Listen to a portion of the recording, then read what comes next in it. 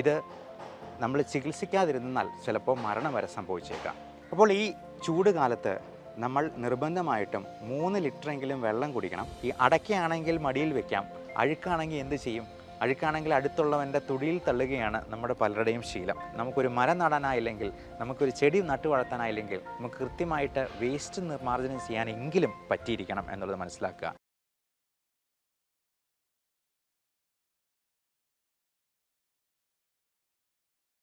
അപ്പോൾ ഈ ചൂട് കാലത്ത് നമ്മൾ നിർബന്ധമായിട്ടും 3 ലിറ്ററെങ്കിലും വെള്ളം കുടിക്കണം. അപ്പോൾ ഈ 3 ലിറ്റർ കുടിക്കാൻ നമ്മൾ മറന്നു പോകും. ഒരു ലിറ്ററിൻ്റെ ഒരു കുപ്പി എടുത്തു വെച്ചെന്നാൽ അതിൽ 3 പ്രാവശ്യം നിറച്ച് നമ്മൾ കുടിക്കുന്നുണ്ടോ എന്നുള്ളത് ഉറപ്പ് വരുത്തുക. അല്ലെങ്കിൽ പലപ്പോഴും ഈ പറയുന്ന 3 ലിറ്ററൊന്നും അകത്ത് ചെല്ലുന്നുണ്ടാവില്ല. അതുപോലെ നല്ലപോലെ വെജിറ്റബിൾസും ഫ്രൂട്ട്സും നമ്മുടെ ഭക്ഷണത്തിൽ ഉൾപ്പെടുത്തണം. ഇലക്കറികൾ ധാരാളമായി ഉൾപ്പെടുത്തുക.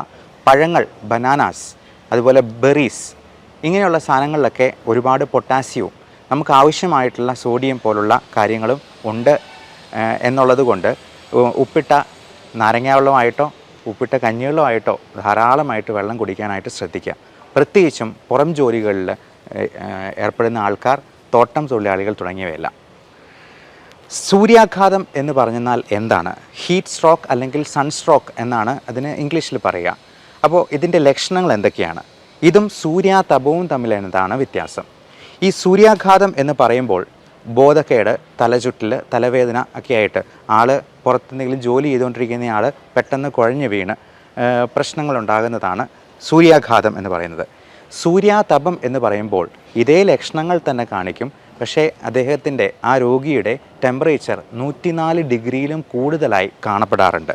അപ്പോൾ ഇങ്ങനെ വരുമ്പോഴത്തേക്കും ഭയങ്കരമായ പൊള്ളലോ ശരീരത്തിൽ അവിടെയൊക്കെ കുമിളകളായിട്ട് വരികയോ അത് ആന്തരികാവയവങ്ങളായിട്ടുള്ള ലങ്സിനെയും ഹാർട്ടിനെയും കിഡ്നിയും ലിവറിനെയും ഒക്കെ ബാധിക്കുന്ന തരത്തിൽ ഒരുപാട് കോംപ്ലിക്കേഷൻസ് ഉണ്ടാക്കാൻ സാധ്യതയുണ്ട് എന്നുള്ളത് മനസ്സിലാക്കുക.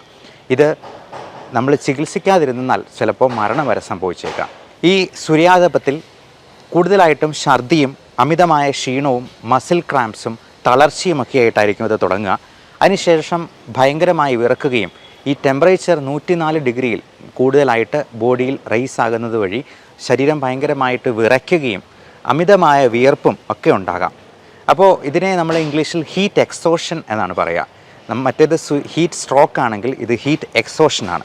അപ്പോൾ ഇങ്ങനെ സംഭവിക്കുമ്പോൾ അദ്ദേഹത്തെ എത്രയും പെട്ടെന്ന് തണലുള്ള ശുദ്ധവായു കിട്ടുന്ന ഒരു സ്ഥലത്തേക്ക് മാറ്റിക്കിടത്തുക. ഫാനും എ സി ഉണ്ടെങ്കിൽ 2 ഓൺ ചെയ്തുകൊള്ളുക. അതുപോലെ വസ്ത്രം പെട്ടെന്ന് തന്നെ മാറ്റാനായിട്ട് ശ്രദ്ധിക്കുക. ശുദ്ധജലം കുടിക്കാനായിട്ട് കൊടുക്കാം, ഒഴിക്കുകയും ചെയ്യാം ദേഹത്ത്, നമ്മുടെ ശരീരം ഒന്ന് തണുപ്പിക്കാനായിട്ട്.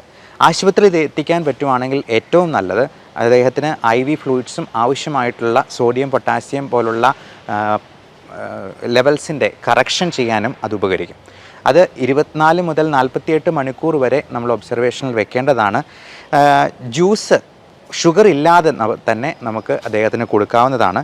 തൊഴിലാളികൾ, പ്രത്യേകിച്ചും വിദേശത്ത് ഗൾഫ് രാജ്യങ്ങളിലൊക്കെ ജോലി ചെയ്യുന്നവർ, ഇപ്പോൾ നമ്മുടെ നാട്ടിൽ 41 ഡിഗ്രി വരെ ചൂട് വന്നിരിക്കുന്നു.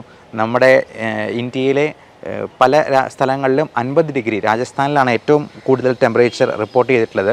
ഫലോഡി എന്ന് പറയുന്ന സ്ഥലത്ത് 51 ഡിഗ്രി സെൽഷ്യസ് ആണ്. സമീപഭാവിയിൽ നമ്മുടെ നാട്ടിലും ചിലപ്പോൾ ഇങ്ങനെയുള്ള ടെമ്പറേച്ചർ റെക്കോർഡ് ചെയ്യപ്പെട്ടേക്കാം. അതുപോലെ ശൈത്യം വരുമ്പോൾ അതിശൈത്യം ഉണ്ടായേക്കാം.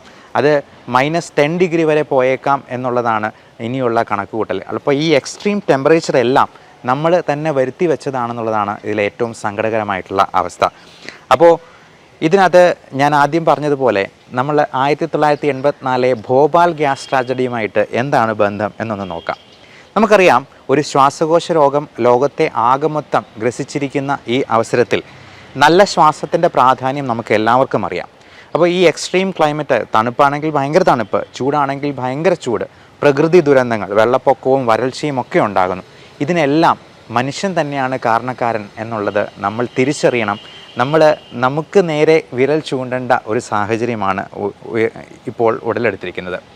വെള്ളപ്പൊക്കമാണെങ്കിൽ വെള്ളം വെള്ളം സർവത്ര വെള്ളം, തുള്ളി വെള്ളം കുടിപ്പാനില്ല എന്ന കവിവചനം പോലെ, അതായത് ശുദ്ധവെള്ളം ഒരിടത്തും കിട്ടാനില്ല എന്നുള്ളതാണ് ഇന്നത്തെ അവസ്ഥ. അപ്പോൾ പരിസ്ഥിതി സംരക്ഷണത്തിൻ്റെ പ്രാധാന്യത്തെക്കുറിച്ച് 2 വാക്കും കൂടി ഞാൻ പറഞ്ഞുകൊള്ളട്ടെ. 1984 ഭോപ്പാൽ ഗ്യാസ് ട്രാജഡി ഉണ്ടാകുന്നത് യൂണിയൻ കാർബൈഡ് ഫാക്ടറിയിലെ ഒരു ഗ്യാസ് ലീക്കേജിനെ തുടർന്നാണ്. മീഥൈൽ ഐസോസൈനേറ്റ്, അതിൻ്റെ പ്രാധാന്യം എന്താണെന്ന് വെച്ചാൽ അതിനുശേഷം 2 വർഷം കൂടെ കഴിഞ്ഞപ്പോൾ 86-ലാണ് എൻവയൺമെൻറ്റൽ പ്രൊട്ടക്ഷൻ ആക്ട്, പരിസ്ഥിതി സംരക്ഷണ നിയമം വന്നിരിക്കുന്നത്. അതായത് ഓരോ ഫാക്ടറി തുടങ്ങുമ്പോഴും ഓരോ വ്യക്തി സംരംഭങ്ങളെയും ഓരോ വീട്ടിൽ പോലും നമുക്ക് തോന്നും വിധം കെട്ടിപ്പൊക്കാനോ മാലിന്യം നിർമ്മാർജ്ജനം ചെയ്യാനോ കഴിയില്ല. അതിന് കൃത്യമായിട്ടുള്ള മാനദണ്ഡങ്ങളുണ്ട്, അതിനെ ഗവേൺ ചെയ്യാനായിട്ട് ഒരു നിയമമുണ്ട് എന്നുള്ളതാണ് അതുകൊണ്ടുണ്ടായിരിക്കുന്നത്. അതുവഴി വാട്ടർ ആൻഡ് എയർ പൊല്യൂഷൻ, വനനശീകരണമൊക്കെ തടയാൻ ആണ് നമ്മൾ വിചാരിച്ചിരുന്നത്. എൻവയൺമെൻറ്റൽ ഇമ്പാക്റ്റ് അസസ്മെൻറ്റ് ഒരു ഫാക്ടറിയുടെയും ഒരു വീട്ടിലെ പോലും എൻവയൺമെൻറ്റിനുണ്ടാക്കുന്ന ആഘാതം എന്തുമാത്രം എന്ന് പഠിക്കണം എന്നുള്ളതാണ് ഈ ആക്ട് കൊണ്ട് ഉദ്ദേശിച്ചത്. ഈ അടയ്ക്കയാണെങ്കിൽ മടിയിൽ വെക്കാം, അഴുക്കാണെങ്കിൽ എന്ത് ചെയ്യും? അഴുക്കാണെങ്കിൽ അടുത്തുള്ളവൻ്റെ തുടിയിൽ തള്ളുകയാണ് നമ്മുടെ പലരുടെയും ശീലം. അപ്പോൾ ഇങ്ങനെ ഈ വേസ്റ്റെല്ലാം വഴിവക്കത്തും നമ്മുടെ റോഡരികിലും എല്ലാം അത് നിക്ഷേപിച്ച്, നമുക്കറിയാം ഇപ്പോൾ ഈ മാസ്ക് ഉപയോഗിച്ചിട്ട് ഉപയോഗശൂന്യമായ മാസ്കുകൾ വഴിയിലെല്ലാം നിരന്ന് കിടക്കുന്നത് കാണാം. നമ്മുടെ യാതൊരു പ്രതിബദ്ധതയും ഇല്ലാത്ത, യാതൊരു ലക്ഷ്യബോധവും ഇല്ലാത്ത ഒരു സമൂഹമായി നമ്മൾ മലയാളികൾ പോലും അധപ്പതിച്ചു എന്നുള്ളത് വളരെ വേദനയുണ്ടാക്കുന്ന ഒരു കാര്യമാണ്. അപ്പോൾ നമ്മളൊരു കാര്യം മനസ്സിലാക്കണം, ഓരോ വീട്ടിലെ ഡീകേ ചെയ്യുന്ന വേസ്റ്റും ഡീകേ ചെയ്യാത്ത പ്ലാസ്റ്റിക്, പേപ്പർ പോലുള്ള മാലിന്യങ്ങളും നമ്മൾ തരം തിരിച്ച് അത് കൃത്യമായിട്ട് അത് റീസൈക്കിളിന് കൊടുക്കാനായിട്ട്, അതിന് ഹരിതകർമ്മസേന എന്ന് പറയുന്ന ഒരു ഓർഗനൈസേഷൻ തന്നെ നമ്മുടെ നാട്ടിലുണ്ട് എന്നുള്ളത് പലർക്കും അറിയില്ല. അത് നമ്മുടെ കുടുംബശ്രീ പ്രവർത്തകരോട് ചോദിച്ചാൽ അവരുടെ നമ്പർ കിട്ടും. അവർക്ക് മാസം 50 രൂപ മാത്രം കൊടുക്കുകയേ വേണ്ടൂ. അപ്പം നമ്മുടെ പ്രതിബദ്ധതയുടെ ഭാഗമായിട്ട് പലപ്പോഴും ഡോക്ടർമാരെ പോലെയുള്ള ആൾക്കാർ പോലും, വളരെ എഡ്യൂക്കേറ്റഡ് ആയിട്ടുള്ള ആൾക്കാർ പോലും അതിന് സന്നദ്ധരാവുന്നില്ല, അതിന് മടി കാണിക്കുന്നു എന്നുള്ളത് വളരെ ഞെട്ടിപ്പിക്കുന്ന ഒരു കാര്യമാണ്. അപ്പോൾ നമ്മുടെ വീട്ടിലെ വേസ്റ്റ് ആണെങ്കിലും കൃത്യമായിട്ട് ഡിസ്ക്രീറ്റ് ചെയ്ത് ഇത് റീസൈക്കിൾ ചെയ്യാൻ പറ്റുന്ന വേസ്റ്റ് അത് നമ്മൾ കത്തിച്ച് കളയാതെ, അത് പരിസ്ഥിതിക്ക് ആഘാതമുണ്ടാക്കുന്ന രീതിയിൽ അത് ഒരുപാട് നോക്ഷ്യസ് പാർട്ടിക്കിൾസും ഗ്യാസസും കാർബൺ മോണോക്സൈഡും ഒക്കെ തള്ളുന്ന രീതിയിൽ ഈ കത്തിക്കൽ എന്ന് പറയുന്നത് ശുചീകരണമാണെന്നാണ് പലരുടെയും ധാരണ. അത് ശരിയല്ല. ഈ പറയുന്ന കാര്യം തന്നെയാണ് ഈ ക്ലൈമറ്റ് ചേഞ്ചിന് ആധാരം എന്നുള്ളത് മനസ്സിലാക്കുക. ഇത് നമ്മൾ ശീലമാക്കേണ്ടതായിട്ടുള്ള കാര്യമാണ്. ഒഴിവാക്കേണ്ട പ്രത്യേക കാര്യം പ്ലാസ്റ്റിക് ബാഗുകളും പ്ലാസ്റ്റിക് ഉൽപ്പന്നങ്ങളും പരമാവധി ഉപയോഗിക്കാതിരിക്കുക. നമ്മൾ കടയിൽ പോകുമ്പോൾ ഒരു തുണിസഞ്ചി കയ്യിൽ കരുതുക. അല്ലെന്നുണ്ടെങ്കിൽ പ്ലാസ്റ്റിക് കവറ് നമ്മൾ ഉപയോഗിക്കുകയാണെന്നുണ്ടെങ്കിൽ അത് കൃത്യമായി റീസൈക്കിൾ ചെയ്യപ്പെടുന്നുണ്ട് എന്നുള്ളത് ഉറപ്പുവരുത്തുക. ഇത് പാഠ്യപദ്ധതിയിൽ തന്നെ ഈ ക്ലെൻലിനെസ്സിന് പ്രാധാന്യം കൊടുത്ത് ഉൾപ്പെടുത്തണം എന്നുള്ളതാണ്. അവർക്ക് കുട്ടികൾക്ക് അതിനുവേണ്ടി പ്രത്യേകം ഒരു ഗ്രേസ് മാർക്ക് ഉണ്ടാവട്ടെ. കൃത്യമായിട്ടുള്ള മാലിന്യ നിർമ്മാർജ്ജനത്തിന് ക്ലെൻലിനെസ്സിന് കൂടുതലായിട്ട് അവർക്ക് പ്രാധാന്യം കൊടുത്തുകൊണ്ട് മാർക്ക് സിസ്റ്റം ഉണ്ടാവട്ടെ, ഗ്രേഡിംഗ് സിസ്റ്റം ഉണ്ടാവട്ടെ. ഇപ്പോൾ ഓരോ കുട്ടിയും 5 മരം വയ്ക്കുന്ന കുട്ടിക്ക് ഇത്ര ഗ്രേസ് മാർക്ക് എന്നുള്ളത് നമ്മുടെ പാഠ്യപദ്ധതിയിൽ തന്നെ വരട്ടെ. നമുക്കറിയാം സുൽത്താൻ ബത്തേരി, വയനാട്ടിലെ സുൽത്താൻ ബത്തേരിയാണ് ഒരു ക്ലീനസ്റ്റ് സിറ്റി ആയിട്ട് നല്ലൊരു ഉദാഹരണമായിട്ട് നമുക്ക് പറയാവുന്നത്. ഇപ്പം അതുപോലെ തന്നെ ഏറ്റുമാനൂർ റോഡിൽ, ഇപ്പം ഞാൻ പാലക്കാരനാണ്, ആ റോഡിൽ ഒരു റബ്ബർ ഫാക്ടറി വിചാരിച്ചപ്പോൾ അവിടെ 1.5 കിലോമീറ്ററോളം ദൂരത്തിൽ നല്ല ഭംഗിയുള്ള പൂച്ചെടികൾ നട്ടു വളർത്താനായിട്ട് സാധിച്ചു. അപ്പോൾ ആ റോഡിൻ്റെ ലുക്ക് തന്നെ അത്രയധികം മാറ്റാനായിട്ട് അവർക്ക് പറ്റി. അപ്പോൾ ഇങ്ങനെ ചെറിയ ഒരു വ്യക്തി വിചാരിച്ചെന്നാൽ പോലും വലിയൊരു മാറ്റം സംഭവിക്കാനായിട്ട് കഴിയും. അപ്പോൾ ഞാൻ ഈ പറയുന്നതിൽ എന്തെങ്കിലും കാതലുണ്ട്, എന്തെങ്കിലും ഷെയർ ചെയ്യപ്പെടാൻ പറ്റിയ ഇൻഫർമേഷൻ ഉണ്ട് എന്ന് നിങ്ങൾക്ക് തോന്നിയെന്നാൽ നിങ്ങളുടെ പ്രതിബദ്ധതയെ ഉപയോഗപ്പെടുത്തി, നിങ്ങളുടെ കർമ്മനിരത ഉപയോഗപ്പെടുത്തി ഇത് മറ്റുള്ളവരിലേക്ക് ഷെയർ ചെയ്ത് എത്തിക്കാനെങ്കിലും ശ്രമിക്കുക. അപ്പോൾ നമുക്കൊരു മരം നടാനായില്ലെങ്കിൽ, നമുക്കൊരു ചെടി നട്ടു വളർത്താനായില്ലെങ്കിൽ നമുക്ക് കൃത്യമായിട്ട് വേസ്റ്റ് നിർമ്മാർജ്ജനം ചെയ്യാനെങ്കിലും പറ്റിയിരിക്കണം എന്നുള്ളത് മനസ്സിലാക്കുക. അപ്പോൾ ഈ കാലാവസ്ഥാ വ്യതിയാനം നമ്മുടെ തന്നെ സൃഷ്ടിയാണ്. മനുഷ്യനെ മാത്രമേ അതിന് കുറ്റപ്പെടുത്താനുള്ളൂ. പലപ്പോഴും ഫോസിൽ ഫ്യൂവൽസ്, പെട്രോൾ, ഡീസൽ തുടങ്ങിയതൊക്കെ പലതും ഇപ്പോൾ നിരോധിച്ചു തുടങ്ങി. യൂറോപ്യൻ കൺട്രീസിലൊക്കെ പലതിലും ഇപ്പോൾ ഇലക്ട്രിക് വാഹനങ്ങളിലേക്ക് ചുവട് വയ്ക്കുകയാണ്. ഇപ്പോൾ സോളാർ പാനലുകളുടെ റിന്യൂവബിൾ എനർജിയുടെ കാലഘട്ടമാണ് ഇനി വരുന്നത്. ഇപ്പോൾ ടെസ്ല പോലുള്ള ഇലക്ട്രിക് വാഹനങ്ങൾ ഇന്ത്യയിലും വന്നു തുടങ്ങി. എന്നാൽ ഇതിനുള്ള സബ്സിഡികളുമൊക്കെ എന്തൊക്കെയോ കാരണങ്ങൾ കൊണ്ട് ഇങ്ങനെ നീണ്ടു പോവുകയാണ്. അതിന് രാഷ്ട്രീയപരമായ പല കാരണങ്ങളുണ്ടായിരിക്കാം.